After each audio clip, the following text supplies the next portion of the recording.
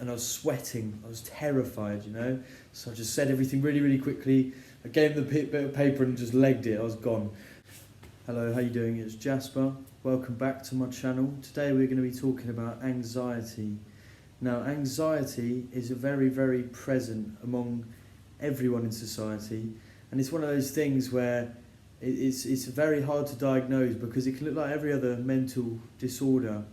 And if you've got anxiety, you really want to sort it out. You know, it's one of those things where it's really going to hold you back in life. I mean, as a kid, I used to have horrendous social anxiety, and the best way I got over it was to simply face my fears.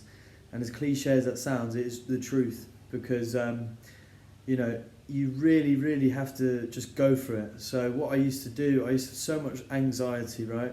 My first 2 years of my business journey, I didn't leave my house. So I didn't have any contact with anyone, and I completely forgot how to socialise, and I already had social anxiety at the time. So I mean, it was just one of those things where it was really, really bad. So yeah, the only way I've really conquered it was going out of my way to talk to people, doing things that were very uncomfortable for me. So what I did was I went around London, and I had a product, marketing product to sell, service type thing. And I forced myself, so what I planned it all out. I was like, right, so today I'm going to go to central London. I'm going to go to these different companies, restaurants or whatnot, and I'm going to pitch to them. So what I did is I found the companies on the internet, prepared it all, made a big A4 document, printed it off with all the information. It's basically like an audit for their company.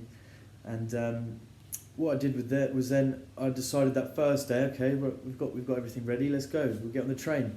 So I actually got on the train to London. As soon as I got to London Waterloo, I went straight home.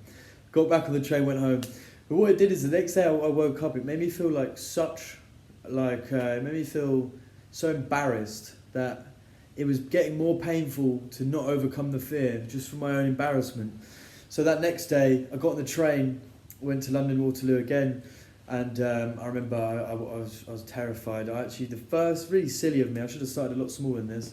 The first place I went to was a restaurant, like a takeaway type thing, in the actual station itself. So if you know Waterloo Station, this is one of the busiest stations going. And I mean, it was just fully packed. So I walked in there, you know, got my A4 bit of paper ready, all, you know, I walked in there, and I went straight to the manager and I ordered food. I didn't give it to them, I didn't pitch them or anything, I just ordered food and I absolutely bricked it. So then what I did is I left, went down the road to the next place, walked in there, and it was completely empty, which was really good. And I started talking to the manager, and I was sweating, I was terrified, you know. So I just said everything really, really quickly. I gave him the bit of paper and just legged it, I was gone. And it took about going past it back and forth about 4 or 5 times. And anyway, as that week progressed, I mean, I'd made sure to do this every single day because I wanted to sell this bloody thing. And also, I was so embarrassed of myself. I was like, come on, man, you can do this, you can do this. I was so scared to just talk to people, you know. But it was so bad that it was too painful to not deal with it, you know. It was not great. So what I did then is over the next weeks, and I got to the point where, I mean, I was running around London just going in and out of different places, pitching. I could go into an estate agent with 12 people and I'd just start talking to them, pitching everything, and I was really enjoying it as well. I got so much energy from it. I really, really enjoy just interacting with people as it is. So that really, really helped me with my anxiety, just facing it. And as time went on, I made sure to just start going to events, different networking events. So, you know, you've got these property events. I went to different seminars, courseworks. It didn't really matter what it was about. I just wanted to mingle with other like-minded business kind of people, you know. And these people really, I mean, when I first went to this event, the first event I went to, I think it was about 1,000 people there. And you've got a queue outside the event and you have to talk to people. And I think I was like 18 maybe at the time. And I had this slick back hair, I looked like a proper child. And everyone there is like over 30 years old easily. So I don't know how to talk to these people. I've never done it before. So again, I get there and I'm like, oh my God, I just wanted to go home. But I was like, no. Because the previous experience, again, I didn't want to be too embarrassed, so I stuck through.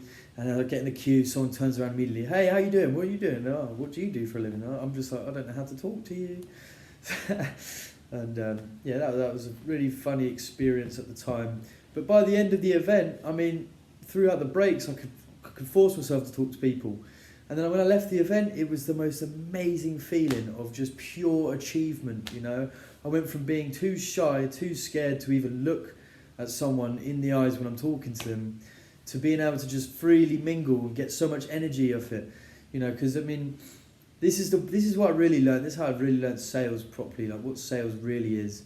Sales is all about people buying off your energy. It doesn't matter what you're selling. I mean, to an extent it does, but it's about you as an individual. And yeah, that is this whole video. That is my take on anxiety so far. I mean, I have so much more to say, but you're gonna have to stick around for the next one. And yeah, take it easy.